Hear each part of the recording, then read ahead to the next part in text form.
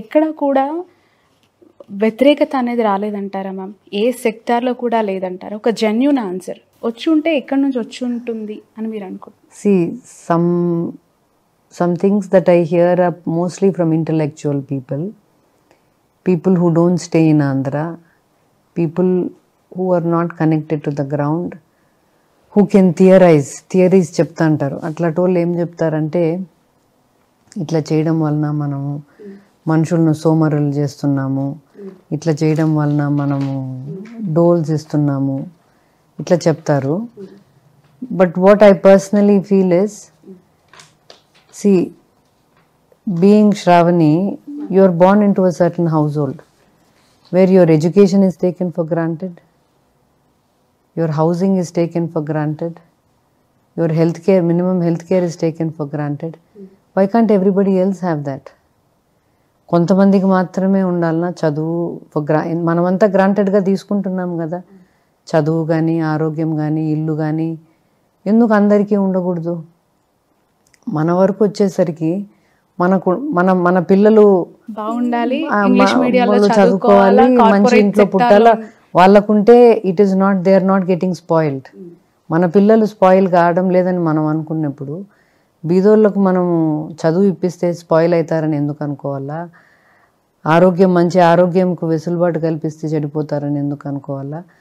ఊరికేనే డబ్బులు ఇస్తున్నారు అని చెప్తారు. డబ్బులు ఇచ్చే పథకాలన్నీ there is a reason behind it. YSR చేయూత అనేది ఉంది. 75,000 in 4 installments over a period of 5 years ఇస్తారు. అంటే it translates to about 18,000 and odd for 4 times ఇస్తారు. 4 విడతల్లో. అంటే జగన్ గారు when he was thinking about this scheme, what he thought was, పేదింట్లో ఆడోళ్లకు పనికి పోతే కానీ ఇంట్లో జరగదు. పనికి పోతేనే తినాలా, పనికి పోతేనే బట్టలు కొనుక్కోవాలా, పనికి పోతేనే ఏమైనా చేసుకోవాలా. సో వాళ్ళు పనికి పోలేని రోజులు కూడా ఉంటాయి కదా. We are all human beings.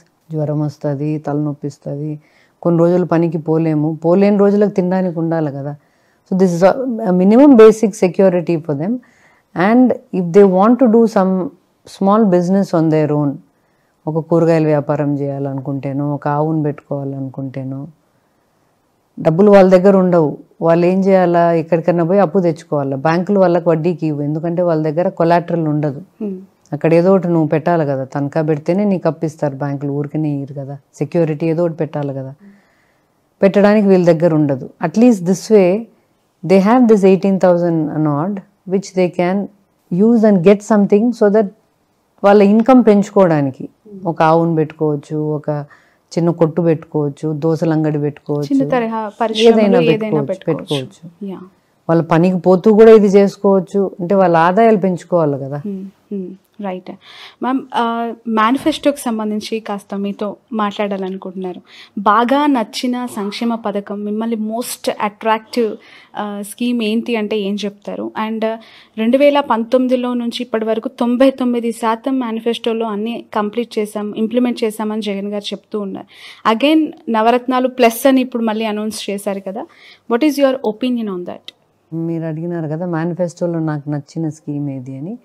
Scheme అనేదానికంటే నాకు what I like is the underlying idea that weaker section women కంటే బిలో పావర్టీ లైన్ ఉండే మహిళలకి అంటే minimum safety is taken care of, minimum day to day గడవడానికి ఈజ్ టేకెన్ కేర్ ఆఫ్ అనేది నాకు ఆ కాన్సెప్ట్ నచ్చుతుంది.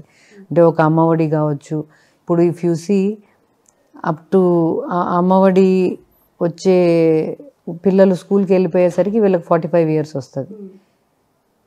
45 years to 60 years ఈ పథకం వస్తుంది, చేయూత వస్తుంది. సో ఎప్పుడు ఏదో ఒకటి ద్వారా వాళ్ళకు మినిమం సెక్యూరిటీ వస్తూ ఉంటుంది. రైట్. ఇప్పుడు ఆపరేషన్ లేకుండానే మోకాళ్లకు ప్లాస్మా ట్రీట్మెంట్, మీ ఆర్థోపెటిక్ సమస్యలన్నిటికీ రోబోటిక్ టెక్నాలజీ ద్వారా తక్కువ ఖర్చుతో శాశ్వత పరిష్కారం, ఫ్రీ కన్సల్టేషన్, ప్రతి ట్రీట్మెంట్ పై 20% డిస్కౌంట్. ఈ ఆఫర్ కొద్ది రోజులు మాత్రమే, త్వరపడండి. V9 hospitals 9281465842.